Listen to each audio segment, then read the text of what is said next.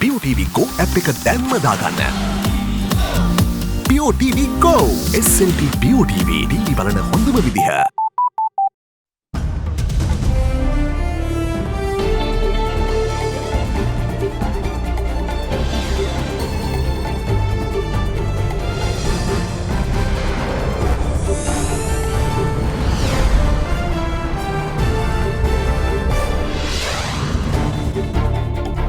Tonight, Taste of Freedom. Galagodatte Nyanasara Thera walks free on a presidential pardon. When no one's looking, a Sri Lankan diaspora body attempts to get the LTTE deproscribed in the UK. Until such time that the LTTE renounce violence and their separatist agenda, I do not think the request for deproscription should be entertained. I do not see why there is a need to do political activity under a proscribed name. Still a way to go. We aren't tech savvy as we think we are. Another 5 years in office. Indian Prime Minister Narendra Modi's party romps to victory. All that and much more coming up on First at 9 this Thursday, the 23rd of May 2019. From AdaDerana, this is AdaDerana First at 9. අයඩෙක්ස් ඇතුළත ඉදිමීම සමනය කරන අතර විනාඩි 5කින් ක්‍රියා කිරීම ආරම්භයි. අයඩෙක්ස් දිවියට නව දිරයක්. අයඩෙක්ස් වෙතින් එසේ කැක්කුමට විශේෂඥා අයඩෙක්ස් හෙඩ් ෆාස්ට් ඉක්මන් සහනය අදම අත්විඳින්න. Live from Studio 24 in Colombo.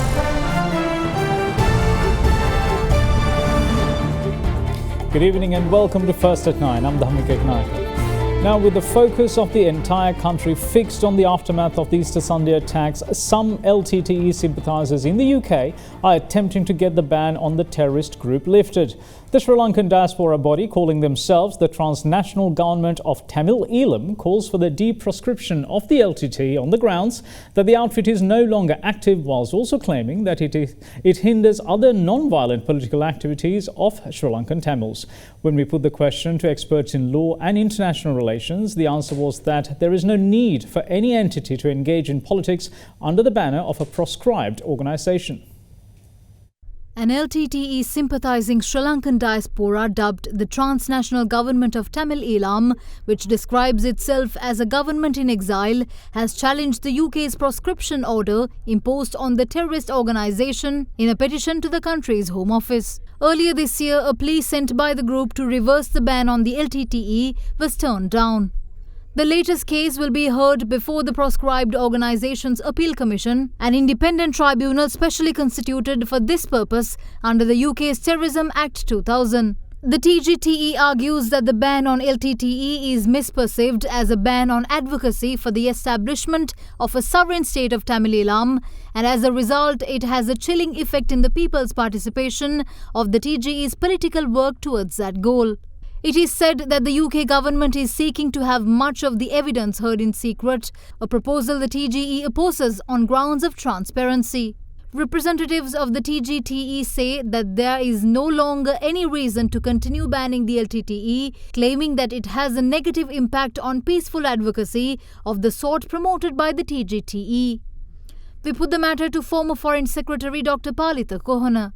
The LTTE has never formally renounced violence to attain its political goals, nor has the LTTE as an organization been disbanded. Today we find those groups which once raised funds for the LTTE, which once conducted international public relations campaigns for the LTTE, asking for the deproscription of the organization. I do not think that this request should be accommodated at this stage. The LTTE gave birth to the suicide vest, which is now causing mayhem in countries across the world. In the circumstances, until such time that the LTTE and its supporters comprehensively renounce violence and their separatist agenda, I do not think that the request for deproscription should be entertained. We also have to remember that the LTTE and its separatist agenda could again result in violence in Sri Lanka. The LTTE is seen as an organization that was an armed terrorist organization. And therefore, I do not see why there is a need to do political activity under a proscribed name. the present diaspora legitimately in favor of something that does not become a separate homeland but working within the fabric of a Sri Lankan identity, then I don't see why political activity has to be conducted under LTT. I mean, what we can reasonably say, particularly at this time when we are facing another spate of terror attack, I don't think this is a time that any reasonable court will consider these proscription of a terrorist organization that has a history of terror activity. In the meantime, President Maithripala Sirisena highlights the paramount importance of telling the true story behind the 30-year-long conflict that haunted Sri Lanka, as well as the atrocities committed by the barbaric terrorist group, the LTTE. The head of state made this remark at an event organised at the BMICH yesterday. The launch of the book titled Uttamachara, which contains the biographies of recipients of the Supreme Heroism Decoration, also known as Paramavira Vibhushana, the highest Sri Lankan military decoration, was held at the BMICH last evening. During the event, Commander of the Army Lieutenant General Mahesh Senanayake handed over a cheque for 8 million rupees to President Maithripala Sirisena as a donation to the cancer hospital in Maharagama. The reason I came up with the idea of writing such a book and conveyed it to the relevant officials is because the LTTE, together with an university research unit of a powerful country, has written a book claiming it to be the true story of the LTTE. When the story gets published, when people read it, they too will feel a sense of justification of the LTTE and Prabhakaran. When I heard this, I called on our officials to write a book on the truth behind the war. It will go on to become the most powerful story of our war history.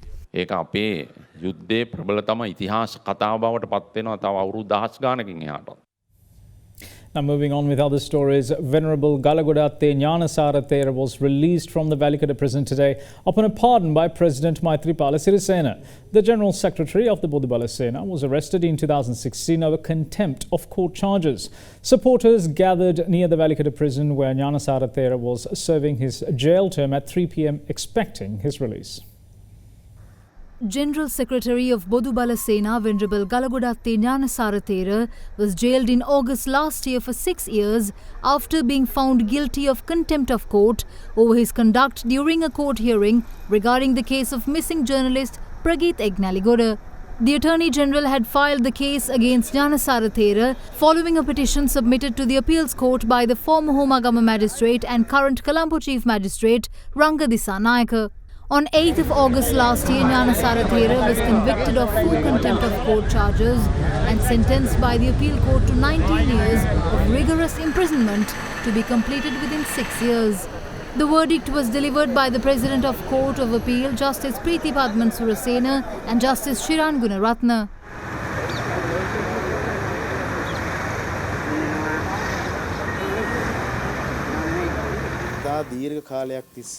For a long time, we raised our voice about the dangers this country is faced with.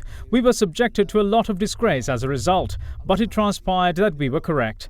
All this led to a lot of disappointment among ourselves. However, we will have to act patiently and with utmost restraint in the future. It is important to have a futuristic view when working to defeat extremism that has taken over Sri Lanka. I'm very tired now. I have gone through a lot of hardship for a long time working to protect this country. I now want to lead a life of piety.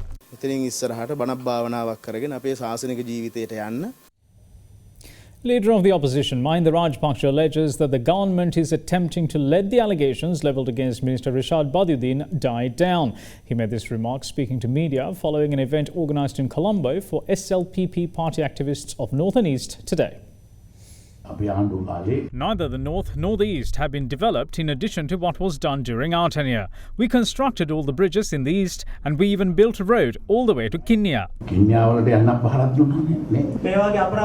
We will never accept this crime and please do not consider us a part of them. We will ensure that minority votes do not go to Rishad Badiuddin or Rauf Hakim. The opposition leader was also quizzed by media. Rishad බදුද්දීන් මහත්මයාගේ විශ්වාසභංග සම්බන්ධයෙන් 18-19 දිනයන්වලදී විවාදයට ගන්න අවස්ථාව ලබා දීලා තියෙනවා. ඔබතුමන්ලාගේ සහභාගීත්වය කොයි වගේ වේද? අපේ සියලුම දෙනාම සහභාගී වෙනවා. අපි පැහැදිලිව විරුද්ධත්වය ප්‍රකාශ කරනවා. අපි ඉල්ලුවේ කලින් දවසක් දුන්නේ නැහැ. මෙයාලා හදන්නේ මේකේ උණුසුම් බස්සන්න. ඒක උණුසුම් බස්සන්න හම්බ වෙන එකක් නැහැ. The government and the Tamil National Alliance today named their members for the Special Parliamentary Select Committee to probe Easter Sunday attacks. The opposition, however, refused to name their representatives to the committee in protest of the government's decision to investigate allegations against Minister Rishad Badiuddin during committee proceedings prior to the debate on the no-confidence motion against him. The debate is scheduled to be taken up on the 18th and 19th of next month. The government's proposal to appoint a parliamentary select committee to probe the Easter Sunday attacks passed in the House uncontested yesterday. However, during the party leaders' meeting this morning, government MPs did not agree to the request by the opposition to allocate an immediate date to take up the debate on the no-confidence motion against Minister Rishad Badiuddin.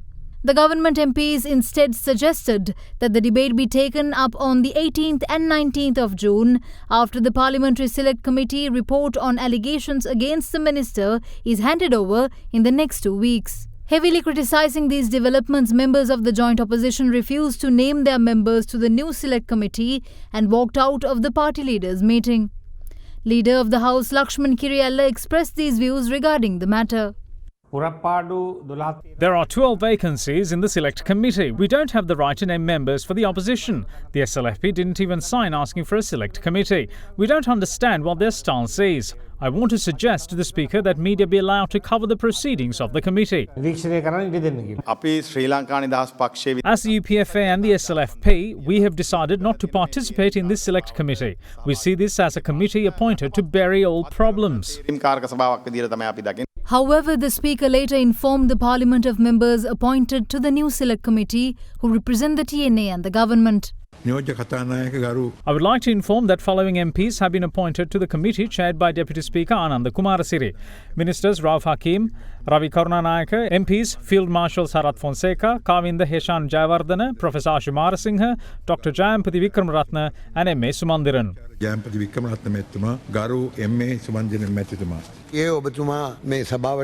You informed the House yesterday that you will give us a date for the debate on the no-confidence motion against Minister Rishad Badiuddin. My request was that this should be taken up for debate immediately. Prime Minister is also here today and he said an immediate date must be allocated. Following the party leaders' meeting today, it was decided to allocate a date in June. Prime Minister, please elaborate on the matter. I have made 2 requests. One is to produce an interim report on allegations against Minister Badiuddin. And then yesterday I said to allocate a date with discussions among party leaders. It should be a business committee decision and you make a decision on a date after discussing with them.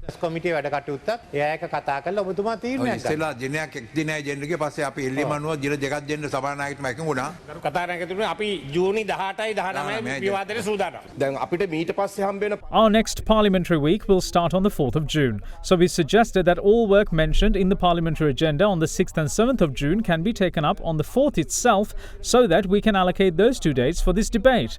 But then the MPs of the government were adamant that the debate can't be taken on the first week and gave us the 18th and 19th of June. As a result, the party leaders' meeting concluded without a final decision. The Prime Minister also said that you have the power to allocate a date.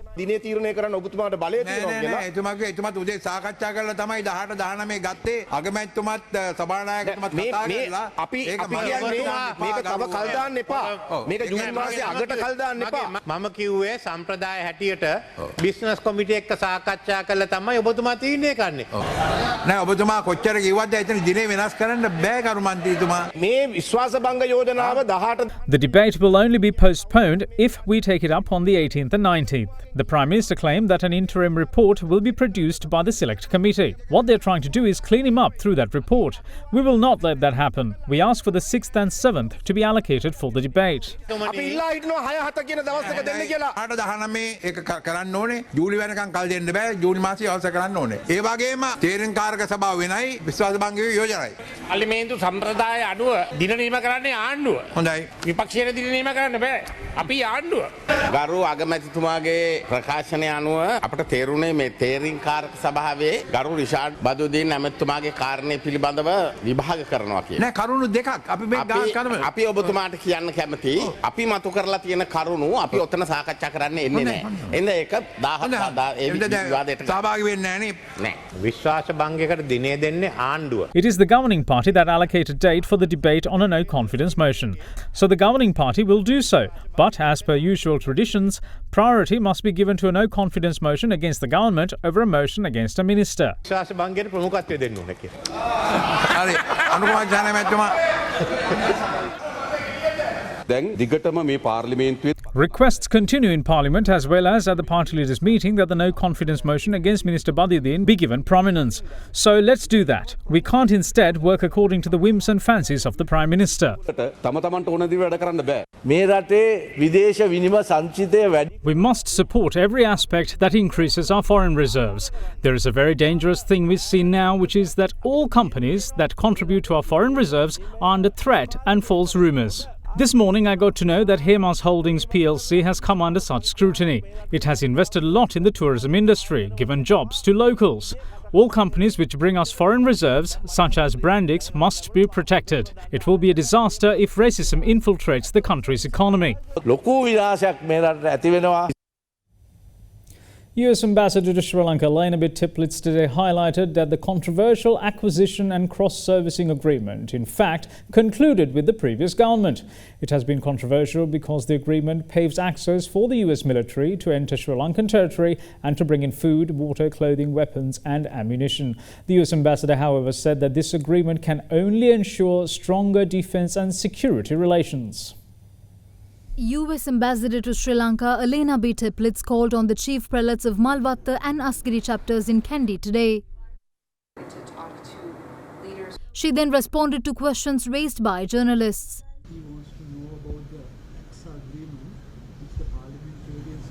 I think you're referring to the cross-servicing agreement, which is an agreement we concluded with a previous government. Again, another logistical agreement about arrangements to take care of our ships and when we're in each other's country. These are the kinds of agreements that countries make in order to facilitate their security and defense relationships, and they're done to avoid many hours of negotiating every time we have a visit. I think as a sign of our partnership with Sri Lanka, we want to continue our joint exercises and continue to strengthen our defense partnership in order to ensure that Sri Lanka's sovereignty is protected, that it has full capacity to patrol its maritime waters, and so that the region as a whole can be made stable and stronger. A survey has found that Sri Lanka does not perform well as expected on digital indicators. The findings come in a report titled After Access, compiled by local think tank Lenasia. The survey also found that awareness of internet and other related services do not translate to use in the country, while the majority of social media users in Sri Lanka think that blocking social media during times of national unrest is the right thing to do. The report, titled After Access, ICT Access and Use in Asia and the Global South, shows that Sri Lanka does not perform as well as expected on the adoption of internet and related services compared to its economic peers and even some poorer countries. So first we ask about awareness. Do you know what the internet is? You have 62% of the population saying yes, we know what the internet is, but the balance 38% say, well, we don't know what the internet is. The next problem also is that even those who are aware, so the 62% are aware, there's a whole bunch of them that are not yet using. So 37% of the 15 to 65 population are using the internet at the moment in Sri Lanka, which is, I mean, when you look at the comparison with the rest of the countries, it's really not that great. Now, you know, we're not really playing at the level of our economic peers, but we're really playing at the level of the regional peers, you know, the South Asian countries. You know, there are countries in the other cluster, the poorer countries, like Cambodia and Nepal specifically, you know, have as much internet use as us, but they're not as literate, they're not as, you know, wealthy as a country, so something more that we really need to be doing. Several challenges, including the high cost of mobile broadband in Sri Lanka, are identified as main issues among internet users.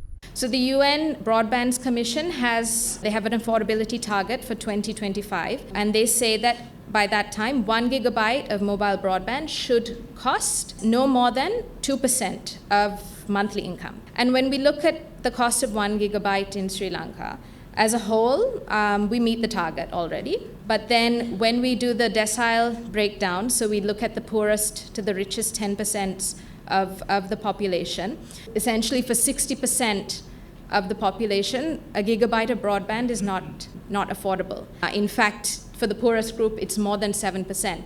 And 7% is what the central bank annual report says the expenditure on communication as a whole is for the poorest decile.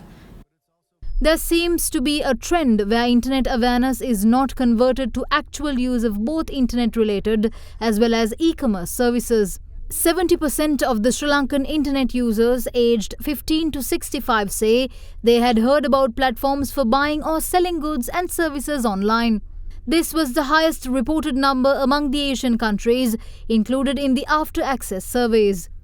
But only 43% of that group said that they use such a service to make a purchase. If you want people to go beyond simple browsing and downloading music or whatever, you want people to be more engaged in other types of uses like transactions, VoIP calls. You need not just download speeds. It's not just download speeds that matter. There are other measures. For instance, this is latency, which measures the time that it takes a packet of data to go from one place to another and back. Higher latency means higher delays. So we ideally want latency to be as low as possible. Latency on 3G and 4G networks in Sri Lanka it's not really that good. So we looked at the benchmark set by Singapore. We're above that benchmark. So we're not really doing that great on latency. The After Access survey has also found that 58% of the majority of social media users thought it was right for the government to block social media during national unrest. Only 26% of social media users had thought it was not the correct thing to do, while 16% did not express an opinion. 22% of social media users have revealed that they simply used virtual private networks or VPNs to bypass the block.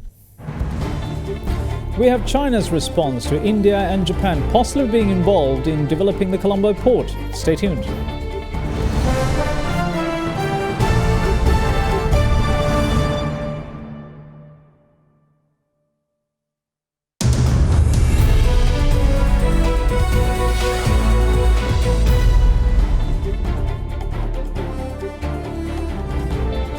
Welcome back. You're watching First at 9. Now, with news emerging that India, together with Sri Lanka and Japan, intends to invest in the expansion of the Colombo port, China calls for the release of official information regarding the tripartite agreement.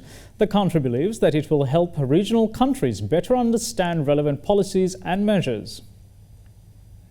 Spokesperson of China's Ministry of Foreign Affairs Lu Kang says it would be best if countries concerned in the Colombo Port Development Plan could release official information, which in turn will help regional countries better understand relevant policies and measures. It is understood that China's Belt and Road Initiative investments in South Asia and the Indian Ocean region have forced Delhi to be more proactive in offering reliable alternatives to Beijing's rising economic clout. Some analysts have said that India's and Japan's interest in the Colombo port expansion is a countermeasure to China's Belt and Road Initiative. During Lu Kang's regular media briefing yesterday, he said that the BRI proposed by China upholds openness, inclusiveness and the principle of consultation and cooperation for shared benefits. He added that China stands ready to work with relevant countries to contribute to the development of regional countries, including Sri Lanka, through win-win cooperation. Now, the Sri Lankan stocks closed 0.19% higher, with the all-share price index ending at 5,305.80, while the S&P SL20 closed 6.22 points down at 2,466.88. Market turnover was 83.4 million rupees, with 56 stocks gaining and 52 declining. There was also low foreign participation in the market.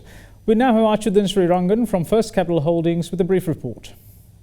The bond market, secondary market yield curve remained mostly unchanged with the low activity levels, while the overall market witnessed a moderate volume for the day. And sellings mainly witnessed on a short-term maturities. And the stock market rebound from the 7-year low, trying to stabilize above 5,300 levels with a support on heavy local buying. The positive sentiment continued with a fifth consecutive session, mainly contributed by Melstar and Arsari Hospital, while turnover recorded a 4-month low. And now to give you a currency update, the Sri Lankan rupee closed stronger at 176 rupees and 30 to 40 cents against the US dollar in the spot market compared to yesterday's close of 176 rupees and 65 to 80 cents. Now here's a look at how the Sri Lankan rupee traded against other major currencies across the globe.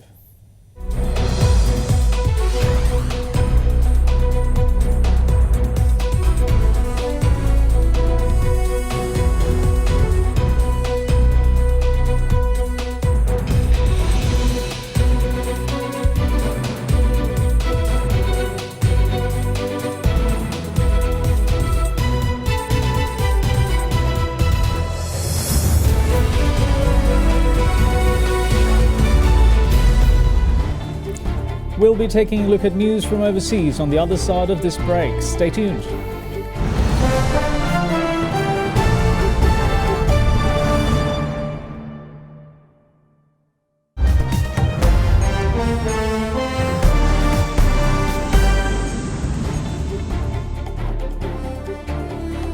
Welcome back. You're watching First at 9.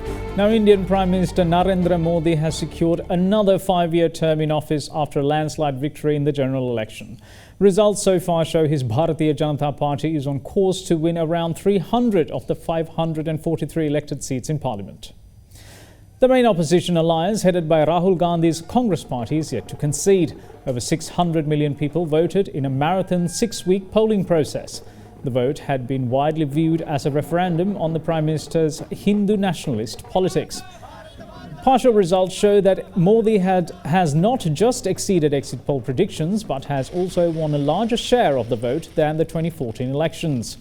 As early vote counting showed, the ruling National Democratic Alliance, with Narendra Modi at the helm, winning a second term, Indian stock markets also hit record highs, while the rupee and bonds rallied.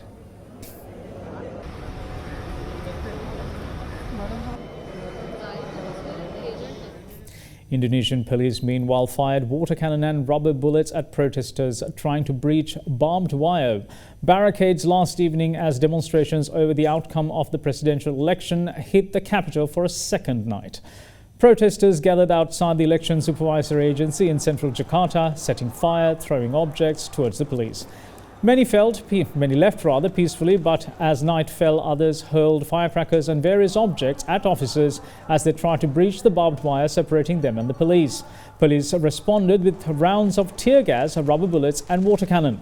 The riots followed an announcement Tuesday by the General Election Commission confirming that President Joko Widodo had beaten his challenger, former General Prabowo Subianto, in the April 17 poll. Widodo won more than 85 million votes of 154 million cast, but retired General Prabowo has alleged massive cheating and irregularities and refused to concede defeat.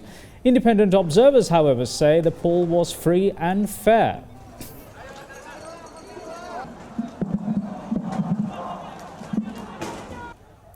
Now, a captain of UK's Royal Navy has been removed from his ship amid claims that he misused a car belonging to the Ministry of Defence. Commodore Nick Cook-Priest, captain of HMS Queen Elizabeth aircraft carrier, was flown off the ship as it was anchored in the Firth of North. Last week, it was revealed the Navy was investigating reports that he had used his Ministry of Defence car, a Ford Galaxy, for his own personal trips.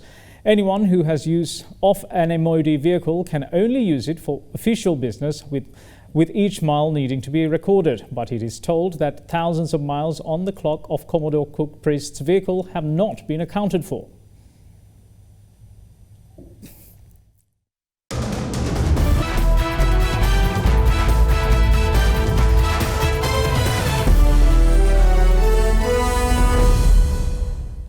Time for sports, and it is football. Now, plans to expand the 2022 World Cup to 48 teams have been abandoned by FIFA. FIFA President Gianni Infantino said last year that the expansion from 32 teams could be brought forward from 2026 to the 2022 tournament in Qatar. The change would have required Qatar to share hosting duties with other countries in the region. World Football's governing body said after a thorough and comprehensive consultation process, the change could not be made now. FIFA also said it explored the possibility of Qatar hosting a 48-team tournament on its own, but has decided not to pursue those plans as there was not enough time for a detailed assessment of the potential logistical impact.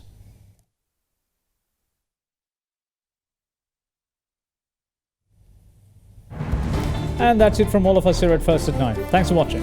Bye-bye.